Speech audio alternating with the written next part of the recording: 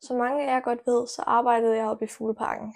Det er det, jeg har tænkt mig at lave en video om i dag, fordi jeg har ikke rigtig nogen andre videoidéer. Så vi skal snakke om Fugleparken og sådan se lidt clips derfra. Den lukkede her fra cirka et år siden.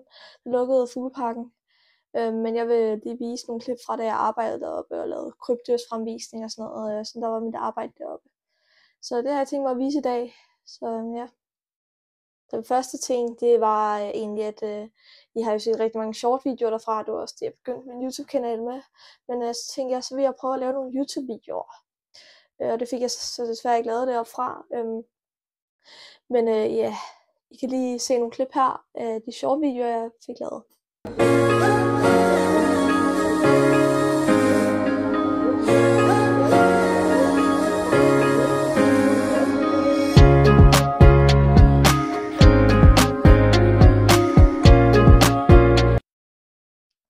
Og så efter jeg fik lavet de short videoer, så tænkte jeg sådan, hvorfor jeg ikke få filmet mine krybdyrsfremvisninger. Så det har jeg tænkt mig, det får mig også til at se senere. Og altså, jeg vil også fortælle lidt om, sådan, hvordan det var at være der og oplevelsen ved det. Altså det var egentlig sådan, det var virkelig godt selskab, der var deroppe, og det var virkelig, virkelig hyggeligt. Frank og Marianne var den, der ejede stedet. Så ja, det var dem, der ejede stedet, og de har stadig nogle fugle til overs i dag, den her dag i dag, hvor Frank han bare hygger med fuglene og sådan noget, fordi at det er hans yndlingsdyr, det er fugle. Og så medarbejderne, der var der en, der hed Jannik, og en, der hed Mark. De to, det var nogle af dem, jeg lærte at kende, og de var nogle rigtig søde mennesker, og de interesserede sig også rigtig meget for dyr, og havde en masse dyr derhjemme også. Så ja, og Fugleparken havde jo rigtig, rigtig mange forskellige slags fugle og krybdyr og sådan noget. Og altså, I kommer til at se lidt af hvert lige om lidt. Men fugle, det var faktisk det, de havde mest af. De havde faktisk Europas næststørste samling af fugle. Og det er jo ret vildt.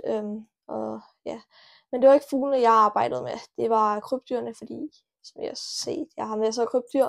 Jeg kan rigtig, rigtig godt lide krybdyr, og synes, det er nogle fascinerende dyr. Men jeg kan også rigtig, rigtig godt lide altså, Danmark, altså deres natur og alle deres dyr.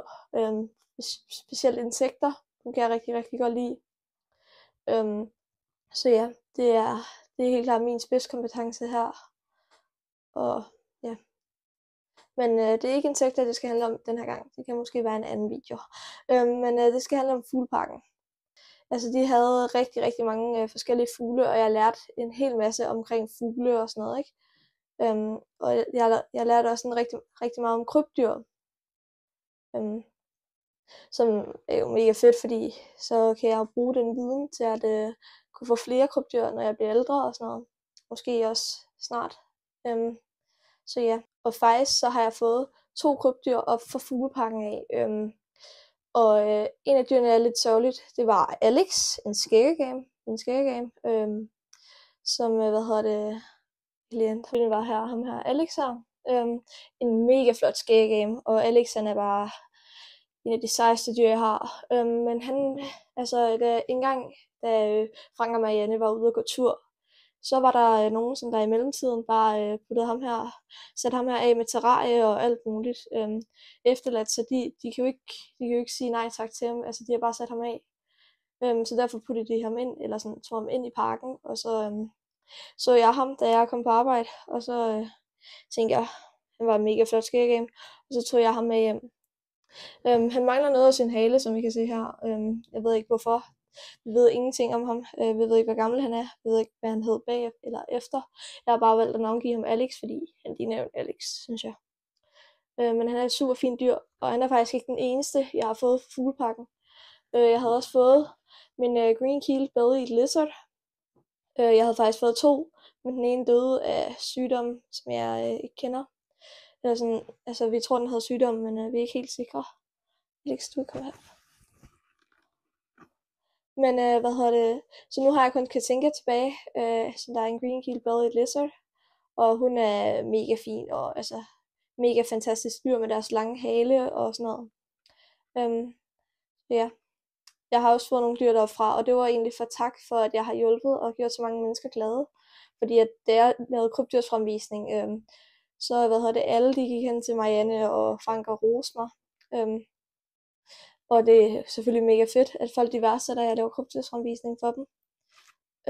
Alex, pas på. Og ja, så det er jo bare mega fedt, at de gider at, rose mig og sådan noget. Og så som tak for det, så gav han mig de 2 green keel. Og så har jeg givet dem et kæmpe terrarie og altså alt muligt.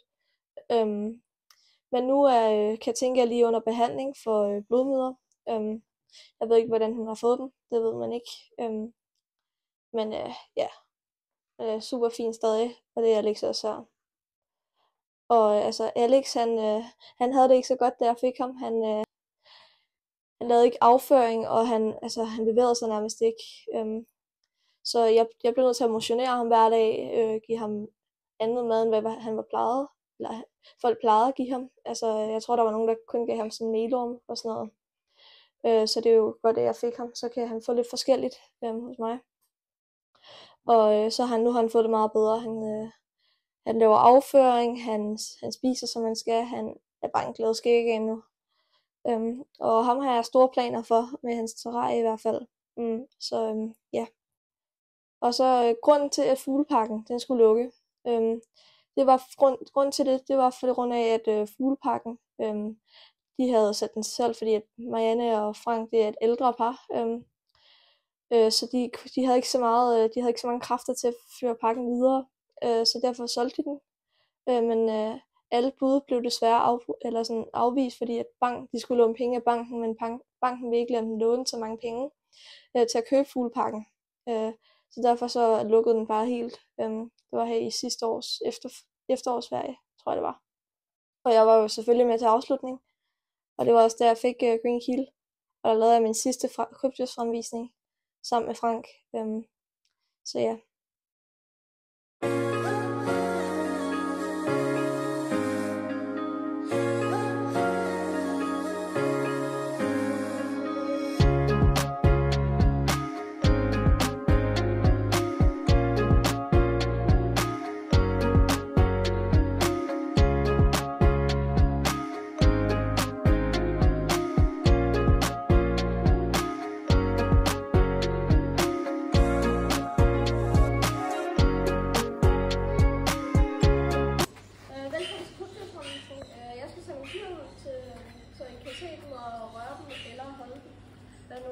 Hvad man har til.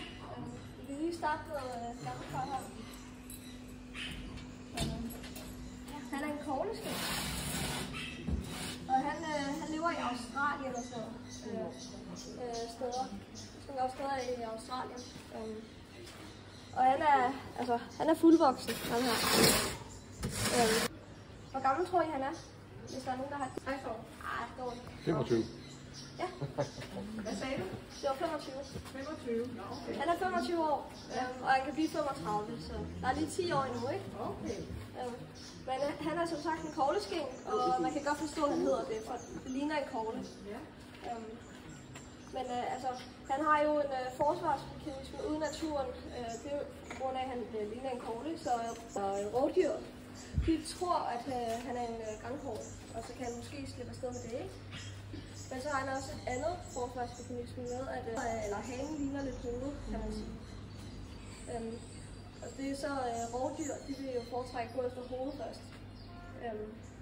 For at så kan den så lige knække nakken på dyret, ikke? Altså rovdyrene. Og så kan den så spise det. Men den her, som sagt, hanen ligner det hoved. Så det kan være, at den kan slippe væk med, at det er kun hanen, der bliver taget. Men hvis I kunne lide videoen, så må I meget gerne smide et like og subscribe. Og så ses vi i næste video. Hej hej.